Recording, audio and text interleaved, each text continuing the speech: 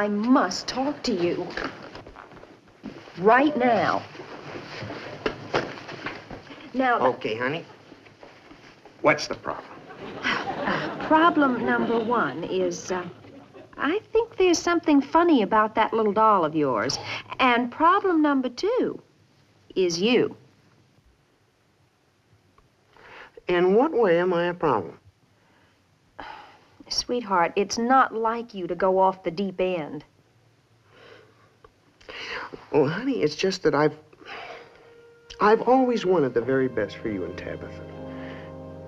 When we were married, you made a big sacrifice for me. Oh, you did.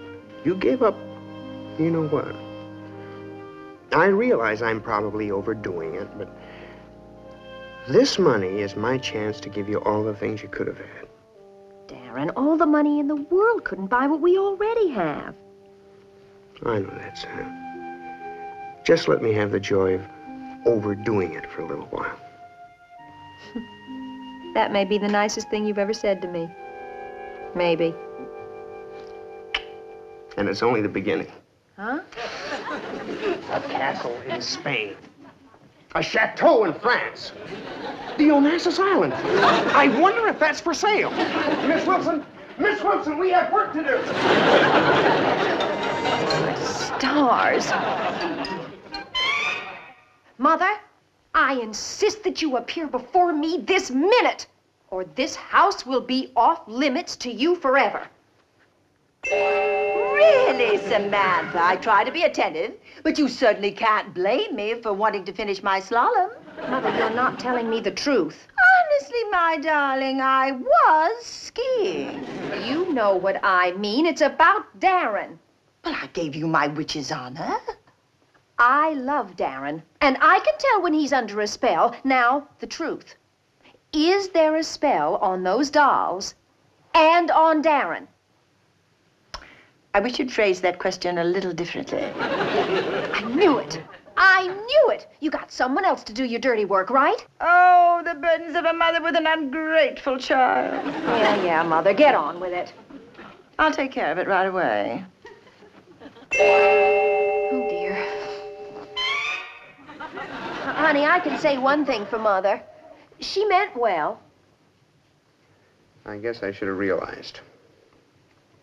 I feel ridiculous the way I've been acting. Well, you acted normally, under the circumstances. Sam, I'm a pauper.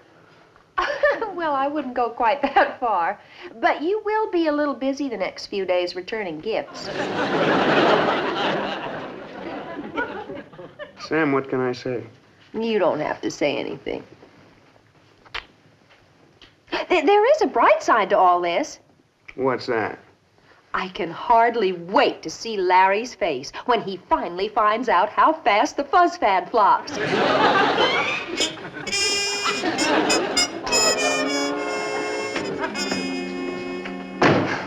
Darrin, where have you been? It's 2 o'clock. I had a few diamond bracelets and things to return. Ah, you knew it. Knew what? The calls started coming in around noon. Nobody wants the fuzz anymore. The stores are returning them. They don't even make you feel good anymore. You're right. Yeah, the fad's faded. The bubbles burst. It's as if someone turned them all off at the same time.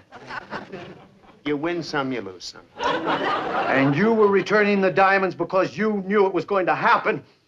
You took advantage of my greed. Sam just didn't want the bracelets. A likely story. Darrin, this is despicable. Larry, you haven't lost anything.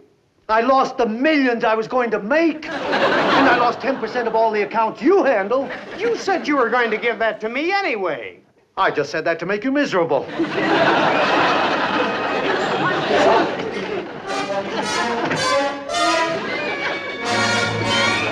Well, where's the patient? I want to get back to Mount Everest before sunrise. Samantha! Dr. Bombay is here. Good old Mother. She's like no other. Let's go below and start the show. You know, Endora, there are very few witches I would do this for. Yes, I know, Dr. Bombay, and we're deeply grateful. Oh, Dr. Fondy? Oh, good evening, Doc. What a pleasant shock. Good evening, Samantha. Evening, Darby.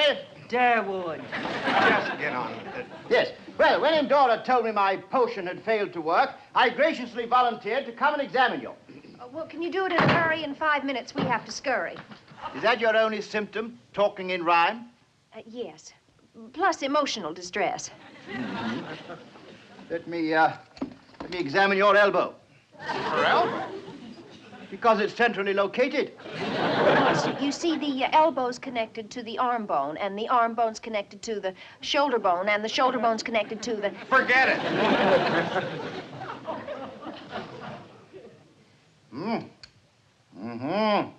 Highly irregular.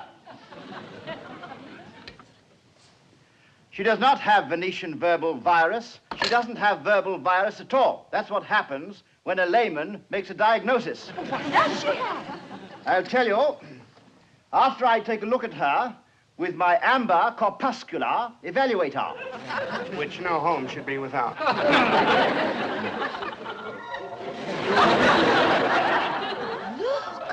Spots. Just as I suspected, secondary vocabulary-itis. What causes it? Well, we don't know, but there's a lot of it going about. It's the same family as verbal virus, but the cure is completely different. I'm going to give you a sound wave injection.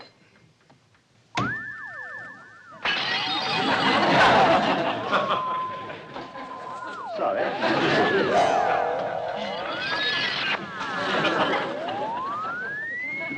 Thanks.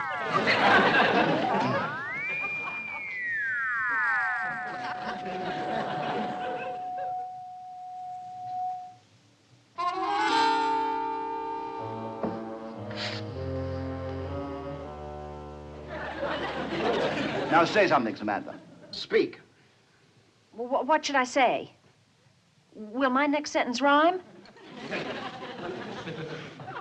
It didn't! It worked! Darrin, I'm cured. So I hear. Oh, Dr. Bombay, how can I ever thank you? Simply stay healthy until I finish my vacation. And now, I bid you all good night. There goes a great doctor. And a great warlock.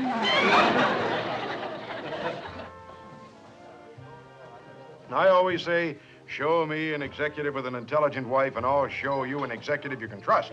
I agree. 200%. And your wife is not only intelligent, she's also charming and attractive. That's very gracious of you, Mr. Durfee.